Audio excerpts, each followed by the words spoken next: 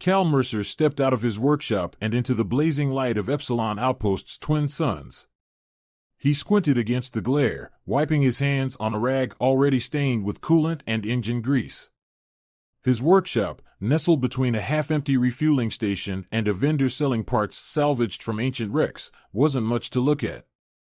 But it was home, and more importantly, it was the place where people human or otherwise knew they could find help when their ships fell apart in the depths of the Sagittarius Fringe. That day, he was waiting for his next job when the comms unit on his wrist crackled to life. "Mercer," came a gruff voice. It was the outpost's docking coordinator, a grizzled ex-pilot named Leaf. "Got something unusual for you." One of the Koenig big freighters came down hard in Zone 4. "They need a mechanic." Cal frowned. Koenig ships weren't rare, but he'd never been asked to work on one of their freighters. They were enormous vessels, designed to haul vast quantities of cargo between the fringe systems and the wealthier core worlds. Most mechanics on Epsilon didn't have the equipment or know-how to deal with them. Cal, however, had a reputation for tackling jobs no one else would touch. "I'll be there in 20, he replied, grabbing his toolkit. The walk out to Zone 4 took him past a row of worn-down repair bays and storage hangars. Epsilon Outpost had never been glamorous more of a pit stop than a destination, but it had a rugged charm. Ships from dozens of species passed through, their crews eager for a rest before continuing on long-haul trade routes. By the time Cal reached the outskirts, he spotted the Koenig freighter immediately. The ship was impossible to miss. It was massive, its angular hull catching the light in gleaming bands of silver and black. One side of it was clearly damaged, with a jagged hole that looked like it had been torn open by a collision or a poorly calculated hyperspace exit. Cal approached cautiously. Koenig were known to be formidable beings, huge, imposing, and not always patient. As he neared the ship, he noticed movement beneath its shadow. A Koenig female stepped forward, holding what looked like a melted panel of control circuits. She was immense, standing at least 7 feet tall, with a scaled, leathery hide that glimmered faintly in the sun. Her eyes were enormous and dark, reflecting a subtle intelligence as she examined him. "You are the human mechanic?" she asked, her voice a low rumble that seemed to come from deep within her chest. There was no menace in her tone, only exhaustion. Cal nodded. "That's right. Cal Mercer. You've got a ship in rough shape. What happened?" "We were caught in a debris field," she said, holding out the charred circuitry. "The damage is extensive. I have some tools aboard, but our systems are specialized. I need assistance." Her gaze swept over him, measuring. "My children are on board. I cannot leave them stranded here." Cal looked past her at the open wound in the ship's hull, the faint glow of damaged plasma conduits flickering from within. The tech looked unfamiliar, strange, organic patterns interwoven with metallic frameworks, but he could already spot a few areas he could patch up. His instinct, always, was to help. Even if the Koenig woman hadn't mentioned her children, Cal would have taken the job. "All right," he said, slinging his toolkit onto his shoulder. "Let's get you fixed up." Cal set to work almost immediately, starting with what he could understand. The ship's outer hull had been breached in 3 places, and though the Koenig's crystalline composites were different from anything in his workshop, their structural properties weren't entirely foreign.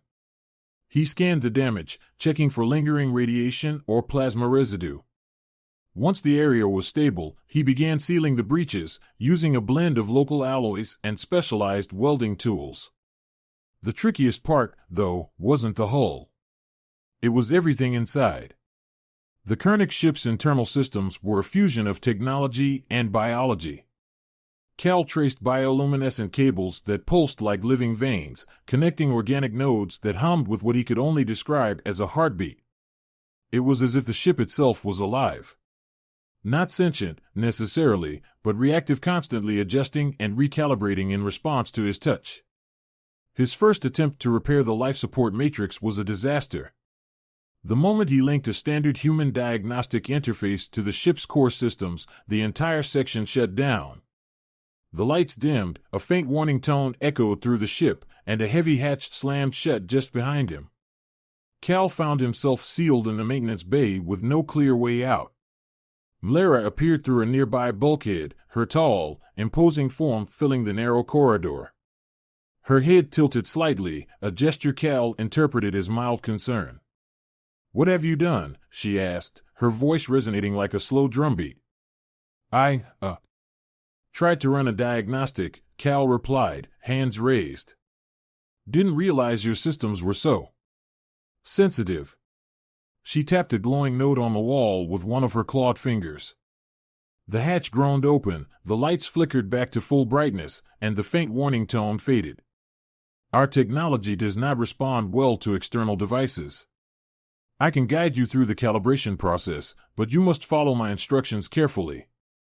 After that, Cal stopped guessing and started listening. Mlara wasn't a mechanic herself, but she knew her ship's systems intimately.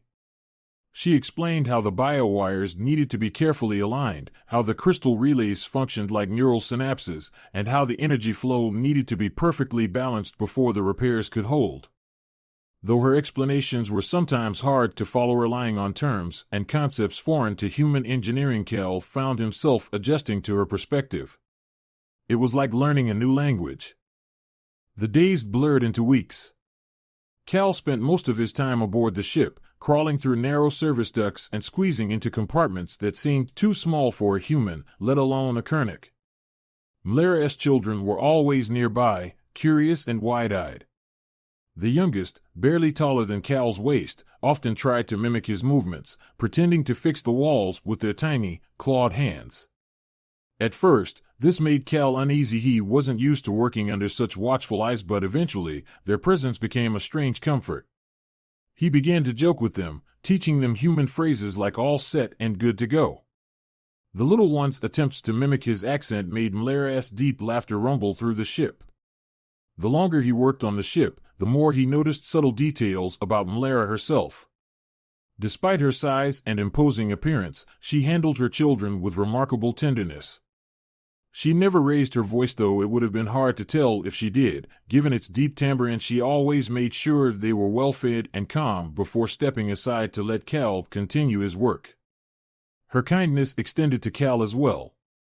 Whenever he emerged from the depths of the ship, covered in grease and more than a little exhausted, Mlara would offer him food from her stores. The gelatinous green fruits she provided were alien to him, but their refreshing tang gave him a surprising energy boost. Occasionally, she would sit nearby while he worked, sharing stories of her homeworld. The oceans were vast, she said, with shimmering reefs that spanned entire continents. Her family had been traders there, ferrying goods between undersea cities long before they took to the stars. Over time, Cal began to see Mlara not just as a client, but as a mother doing whatever it took to protect her family. And though he still didn't know why she had come to Epsilon Outpost, he stopped questioning it. She was here now, and so was he. It was enough to know that he could help her and her children move on safely. By the third week, the repairs were nearly finished. The hull was airtight, the engine's magnetic stabilizers had been replaced, and the life support matrix was functioning better than ever. Each system he touched seemed to adapt to his repairs, glowing brighter, humming smoother. The ship was ready to fly again. And yet, Cal felt a strange reluctance. He had come to enjoy the odd rhythms of life aboard the Kernic freighter. It wasn't just the challenge of the work, though. It had been one of the most rewarding jobs of his career. It was the connection he felt to Mlara and her family. He wasn't sure what he expected once they took off, but he knew one thing: he would never look at alien repairs the same way again. As Cal tightened the final bolts on the freighter's secondary stabilizer, he caught sight of Mlara standing at the edge of the docking platform. The twin suns of Epsilon Outpost were sinking below the horizon, and their dying light cast her scaled skin in rich tones of gold and green. She seemed almost statuesque, her gaze fixed on the distant mountains that framed the outpost's perimeter. For a moment, Cal wondered if she was thinking about her homeworld, the glittering oceans she described, the vast coral cities humming with light. "Almost done," Cal called, his voice breaking the quiet. "This stabilizer will keep you steady in hyperspace." Shouldn't have any trouble holding course. Mlara turned slowly, her large, reflective eyes meeting his. Thank you, she said, her tone low and resonant. My children and I would not have made it without you. Cal shrugged, wiping his hands on a rag. It's my job. Helping people get back on their feet or, back into the skies. No need to thank me. Even so, she said, stepping closer. You did not have to take this job. You did not have to be so kind. Her words hung in the air for a moment, and Cal suddenly found himself unsure of how to respond. He had worked on countless ships over the years, seen every sort of crew come through Epsilon Outpost, but something about this job had felt different from the start. He wasn't just fixing a machine, he was helping a mother and her children find their way home. That realization made his typical response "It's just business" sound hollow, even to his own ears. Well, I'm glad I could help, he said finally, looking down as he tucked the rag into his pocket. I've enjoyed working on your ship. It's different, but in a good way. A challenge. Mlara nodded slowly, her gaze steady. You are a good mechanic, Cal Mercer. More than that, you are a good man. Cal felt his ears heat up at the unexpected compliment. He cleared his throat, turning back to his tools. All right, well, that should do it. I'll run a final diagnostic in the morning, but everything looks solid. You'll be good to go. Mlara inclined her head, her towering form silhouetted against the fiery sky. You have done more than I could have hoped, she said. For that, I will not forget you. Before Cal could respond, one of her children appeared at her side, a small figure compared to her massive frame. The little one chirped something in their native tongue, and Mlara gently rested a clawed hand on their shoulder, guiding them back toward the freighter. She paused once more to look at Cal. Rest well tonight, Cal Mercer. Tomorrow, we will depart. As she and her child disappeared into the ship, Cal stood alone on the platform, staring at the gleaming vessel he'd brought back to life. He felt a strange mix of satisfaction and melancholy. The job was nearly over, and that should have been cause for celebration. Instead, he felt the weight of the inevitable farewell that was coming. He stayed there a while longer, watching as the last rays of sunlight dipped below the horizon, painting the freighter in deep shadow. The thought crossed his mind that he might never see Mlara or her children again. He shook his head and returned to his workshop, telling himself that the important thing was getting them home safe. After all, he was just a mechanic, and this was just another job. The morning of the ship's departure dawned crisp and clear.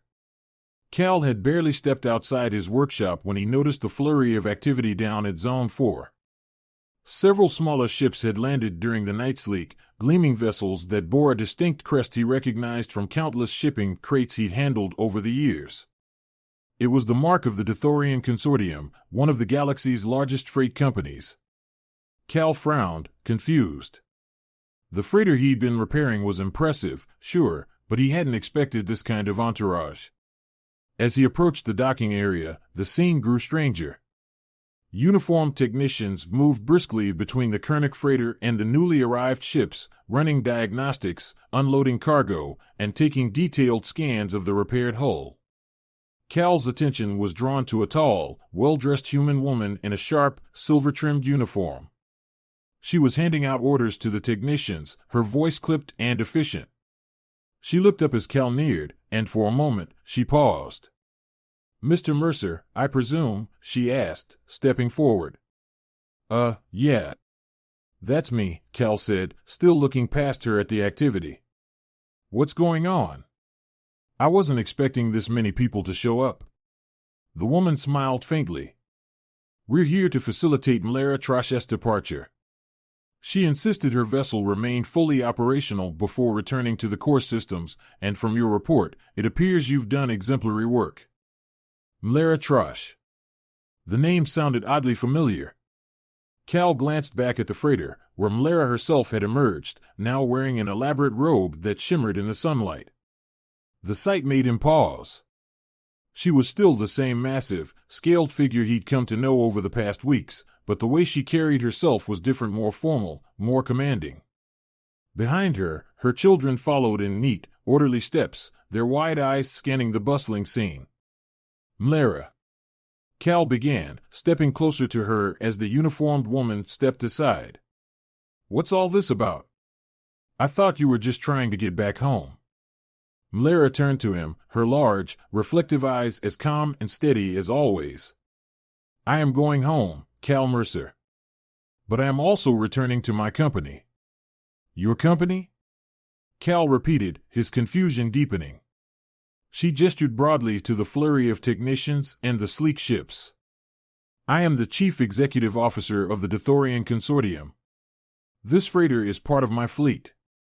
When I was stranded here, I made the decision to repair my own vessel rather than summon a team immediately. I wish to see firsthand the ingenuity and resourcefulness of those who work far from the core systems. Cal stared at her, dumbfounded. The Dystopian Consortium was one of the largest and most influential interstellar freight companies in known space, moving goods between the core worlds and the fringe. Its reach spanned hundreds of star systems. And the towering Koenig mother whose ship he'd been patching together for weeks was, apparently, its CEO. You're... He struggled to find the words. You run the consortium? Yes, she said simply. Though when we first met, I was only a mother in need of your help. A stunned silence passed between them as Cal tried to process this revelation. Everything suddenly made sense, the strange, advanced technology, her deep knowledge of the ship's systems, the lack of immediate assistance from a rescue crew. She hadn't been hiding her identity so much as letting him do what he did best without the added pressure of knowing who she really was. I don't know what to say, Cal admitted finally. Say nothing, Mlara replied. Your work has spoken for you. The woman in the silver-trimmed uniform approached again, this time handing Cal a datapad. Miss Trosh asked me to deliver this to you. It's a small token of appreciation for your efforts. Cal glanced down at the screen. It displayed a personal message from Mlara. To Cal Mercer, the mechanic who saved my family's ship and my family's future. You have my deepest gratitude. Mlara Trosh. Below the message was the balance of a hefty credit transfer for more than he had charged for the repair work. Cal's eyes widened. This is, he stammered, looking up at her. You earned it, Mlara said simply. And I hope it will help you continue your work here. Cal watched as Mlara and her children boarded the repaired freighter. The engines roared to life, their newly repaired stabilizers humming in perfect harmony. The vessel slowly lifted off, its enormous bulk rising into the blue-green sky. As it climbed higher, the smaller consortium ships followed, forming an escort that glittered like a school of silver fish. Within moments, they were gone, leaving only the faint sound of their engines fading into the distance. Cal stood there for a long time, still clutching the datapad. He'd never been one for grand gestures or big revelations, but he had to admit, this job had been unlike any other. Not just for the challenge of fixing alien technology, but for the unexpected connection he'd found with Mlara and her family, and now, for the realization that his work had made a lasting impression on someone of her stature. He shook his head, a small smile tugging at his lips. Epsilon Outpost had always been full of surprises, but this was one he wouldn't forget.